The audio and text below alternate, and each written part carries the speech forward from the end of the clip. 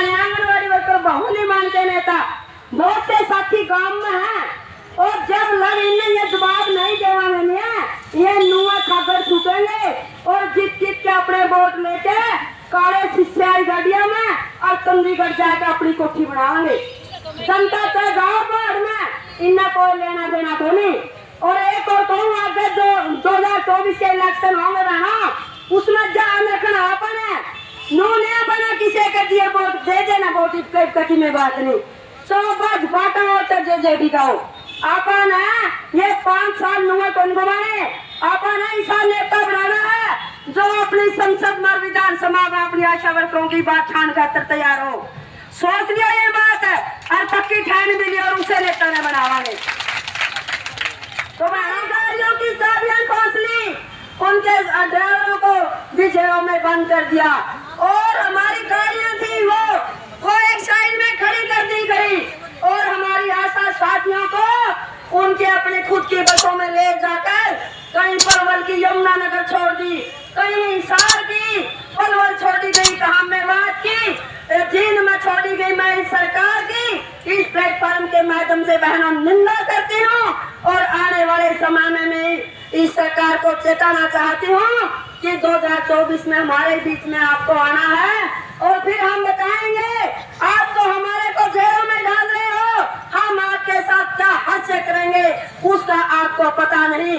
और बहनों मत भूलना 28 अगस्त को और 17 फरवरी को पीछे 2022 में भी हमारे साथ ऐसा ही व्यवहार किया था। इस हरियाणा सरकार ने हमारी बहनों को जेलों में डाला था, इसी प्रकार हमारा विधानसभा का घेराव था और वही दिन 28 अगस्त में भी था। और इस सरकार ने, इस खट्टर सरकार ने गृह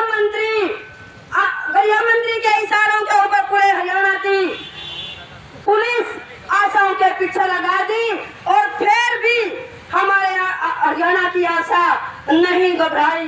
10-10 पुलिस वालों की एक आशा का मुकाबला कर रही थी, हम चरणों के माध्यम से देख रहे हैं। उस तानाशाही का, इस खट्टर सरकार का, इस गृह मंत्री का, इस अनिल विज का हमारी बहनों ने डटकर मुकाबला किया। मैं उनका तहे दिल से धन्यवाद करती हूँ बहनों। और सरकार को बताना चाहती हूँ चाहे तो समय रहते हुए हमारी मांगों का समाधान कर दे, हम कोई भीख नहीं मांगे, हम अपने अधिकार मांग रहे हैं और जो अधिकार है इस सरकार पर लेकर ही उठेंगे, हम इतना महाने धने पे से उठेंगे नहीं।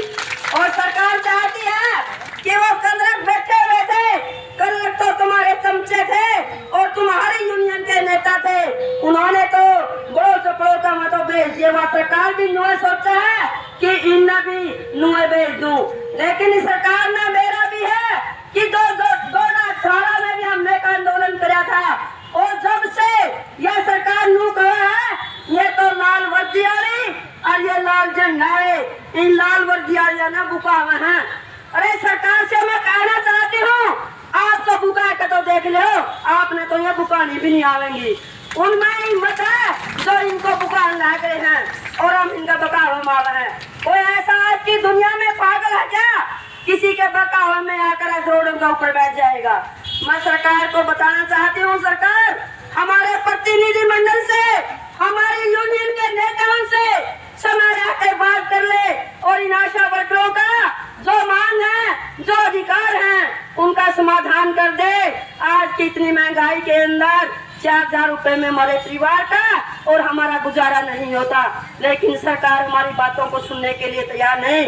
हम इस मंच के माध्यम से सरकार को कहना चाहते हैं हमारी बात तो एक न एक दिन आपको सुननी ही पड़ेगी और सुनाकर ही दम लेंगे, इतना इस दड़े से हम उठेंगे नहीं बहनों।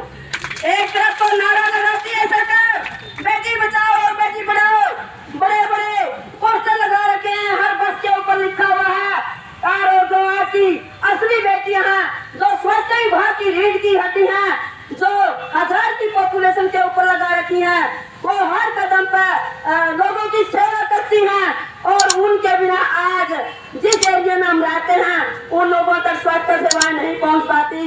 इसकी जिम्मेवार भी हरियाणा सरकार है बहनों, हम आशा वर्कर इसकी जिम्मेदार नहीं है। और आज एक हमारी धनौरी पीएचसी पर होम डिलीवरी होगी और उस होम डिलीवरी के होने के बावजूद हमारी आशा वर्कर जाता है कि तुम्हारे को हम हटा देंगे।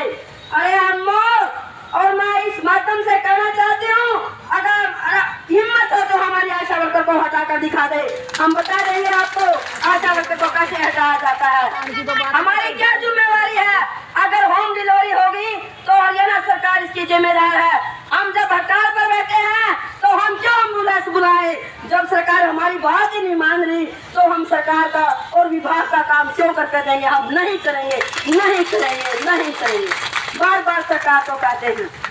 तो बहनों, आज हमारा 22वां दिन है और पूरे हरियाणा में आज जो कल दमन नीति अपनाई है सरकार ने, जो तानाशाही का रवैया अपनाया है, उसका आज दमन विरोधी दिवस मनाएंगे।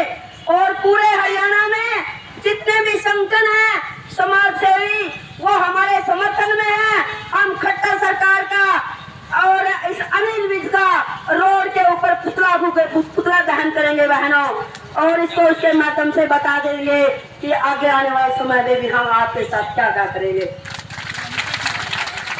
तो धन्यवाद बहनों।